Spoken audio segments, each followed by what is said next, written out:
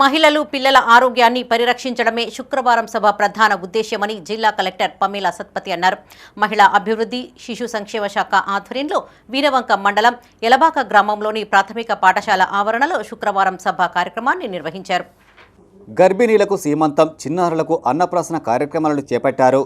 చిన్నారుల దత్తతకు సంబంధించిన పోస్టర్లను ఆవిష్కరించారు. అనంతరం జిల్లా పరిషత్ ఉన్నత పాఠశాలకు వెళ్లి డైనింగ్ హాల్ పరిశీలించారు. కిచెన్ గార్డెన్తో పాటు విటమిన్ గార్డెన్ విద్యార్థులతో ఏర్పాటు చేయించాలని ఉపాధ్యాయులకు సూచించారు. గ్రామంలోని ప్రతి మహిళ అంగన్వాడీ కేంద్రానికి విచ్చేసి ఆహార నియమాలను పాటించాలని కలెక్టర్ అన్నారు. సభకు హాజరు కావడం ద్వారా సంక్షేమ పథకాలు, ప్రభుత్వ ఆసుపత్రిలో ఉచితంగా అందించే వైద్య పరీక్షల పట్ల అవగాహన పెరుగుతుందని చెప్పారు. గర్భిణీలు క్రమం తప్పకుండా వైద్య పరీక్షలు చేసుకోవాలని విజ్ఞప్తి చేశారు. ఈ కార్యక్రమంలో కలెక్టర్తో పాటు హుజురాబాద్ ఆర్డీఓ రమేష్ బాబు, జిల్లా సంక్షేమాధికారి సరస్వతి, జిల్లా వైద్యాధికారి వెంకటరమణ, అధికారులు, గర్భిణీలు, మహిళలు తదితరులు పాల్గొన్నారు.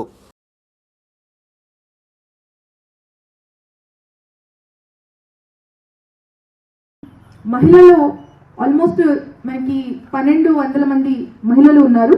13 ఎలా దాటిన మహిళలు, మనం అంటే 13 ఎలా దాటిన అమ్మాయిలు నుంచి మహిళ వరకు చూస్తే 720 మంది ఉన్నారు.